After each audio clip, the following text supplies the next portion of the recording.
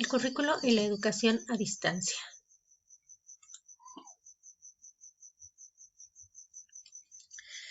Bien, primero hablaremos sobre la evaluación.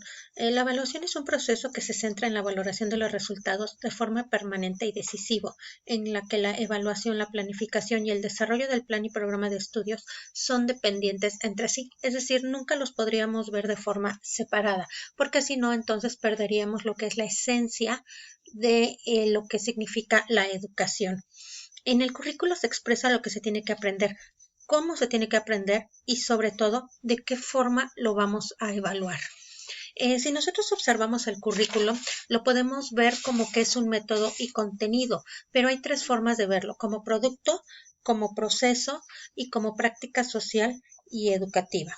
Cuando nosotros hablamos del currículo como práctica social y educativa, decimos que es el conjunto de asignaturas que ofrece una institución educativa y que en la actualidad persiste la idea de que el currículo es sinónimo del plan de estudios, pero va más allá, es la organización de contenidos, tareas académicas y evaluaciones. El papel social educativo es hacer énfasis en los fines y objetivos y cómo se organiza y cómo se seleccionan los contenidos y sobre todo la distribución que se va a hacer apoyándose prácticamente en lo que es la sociología. Vamos a recordar que la educación es social.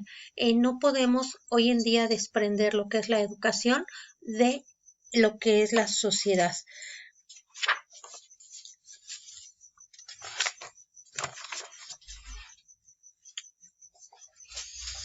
Cuando nosotros hablamos de una definición curricular, debemos entender que todo mundo la puede ver de forma diferente, pero la evaluación la podemos observar como dos partes o dos dimensiones, el formal y el real, ya que es una práctica pensada y vivida porque se manifiesta la interpretación sobre la formación profesional y las formas de pensamiento de la enseñanza-aprendizaje. Recordemos que una evaluación o la evaluación en sí se ubica dentro del enfoque socioantropológico porque busca descubrir y documentar cómo participan los alumnos y profesores en el proyecto, así como describir y discernir los sucesos y procesos más significativos. La medición como tal es insuficiente y por lo tanto debemos de trabajar desde el punto de vista del rendimiento del estudiante, la reprobación, la deserción, la eficiencia terminal. ¿Por qué? Porque si nosotros no analizamos qué deserción hay, cuál es la reprobación y la eficiencia terminal, entonces nunca lograremos entender qué es lo que estamos buscando en una evaluación. Necesitamos forzosamente ubicar lo que es el perfil de ingreso, el perfil de egreso y todo lo que conlleva en este periodo entre que ingresan y egresan, que todos los alumnos logren desarrollar las competencias.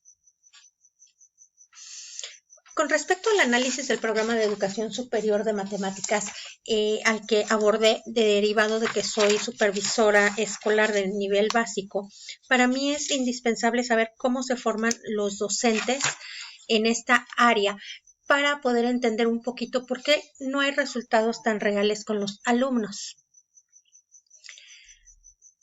Prácticamente aquí habla de que existen 5 puntos esenciales: el dominio de las disciplinas académicas, la práctica docente frente a grupo, la incorporación de la educación socioemocional, el trabajo colaborativo y el uso de las tecnologías.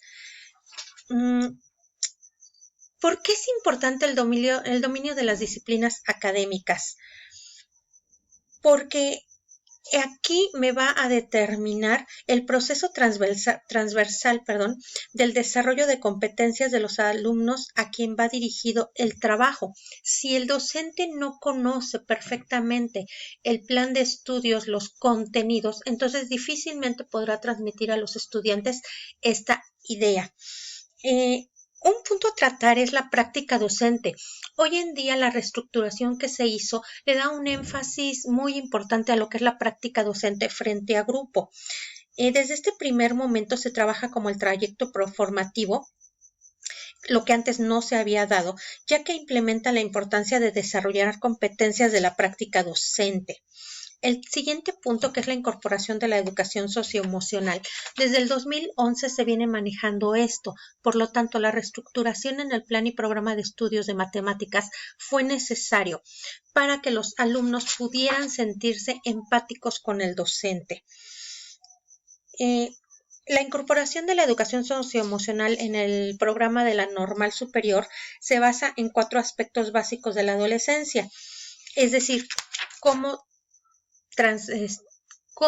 el alumno o el niño pasa de la etapa de la niñez a la adolescencia por medio de la sexualidad, para dar continuidad al crecimiento de la identidad y cómo se relaciona socialmente con los demás. Por lo tanto, es importante esta parte porque de esta forma lo podemos introducir a una sociedad en un constante cambio. Con respecto al trabajo colaborativo, la importancia que conlleva a que el alumno no sea individual y entonces se pueda integrar como un grupo social, es decir, recordemos que si la educación es social, entonces necesitamos que el alumno, mediante el trabajo colaborativo, reconozca la importancia del papel que juega en una sociedad. El último punto es el uso de las tecnologías de la información y la comunicación. Mediante estas se pretende el desarrollo vertiginoso que se ha dado, pero que el alumno no la vea solamente como una red social, sino lo vea como un apoyo para su educación. El mapa curricular. Con respecto al mapa curricular, se trabajan trayectos formativos. Los trayectos formativos precisamente van a cumplir la función del docente, es decir, cómo se va a preparar para el papel al que se le está preparando, que es estar frente a los alumnos y no solamente darles contenidos, sino darles toda una formación integral. Para esto tendríamos que trabajar que las competencias que interactúan en este plan de estudio son las genéricas, las profesionales y las disciplinares. Para esto, entonces, los 4 trayectos formativos me van a permitir tener un perfil de egreso que permita atender los desafíos de la educación de los alumnos a quien va dirigido este trabajo profesional. ¿Qué podría concluir con respecto a todo lo que hemos visto y el plan de estudios? La práctica profesional siempre va a ser una parte importante para fortalecer el desempeño profesional de los futuros docentes mediante una gradualidad, secuencialidad y la profundidad en la articulación en la docencia. Aunque el plan de estudios maneja todos los aspectos que hoy en día se requieren para ser un docente en la educación básica, considero desde mi perspectiva que los perfiles de egreso no se han cumplido. ¿Por qué? No sabemos si al momento de que van a hacer sus prácticas, los docentes que ya están preparados o que ya están frente a grupo, utilizan a los practicantes precisamente como aquellas personas que vienen a cuidarles al grupo, y los mismos adolescentes no reconocen una autoridad en los practicantes. Como lo había especificado, considero un tema de investigación esto, porque las prácticas sociales y las prácticas educativas en las escuelas no ha surtido efecto. ¿Por qué, a pesar de llevar una currícula basada en un cambio vertiginoso, no ha podido dar un resultado efectivo? El acompañamiento por parte de dirección y supervisión no se ha logrado llevar efectivamente por la carga administrativa y falta de personal en la supervisión escolar.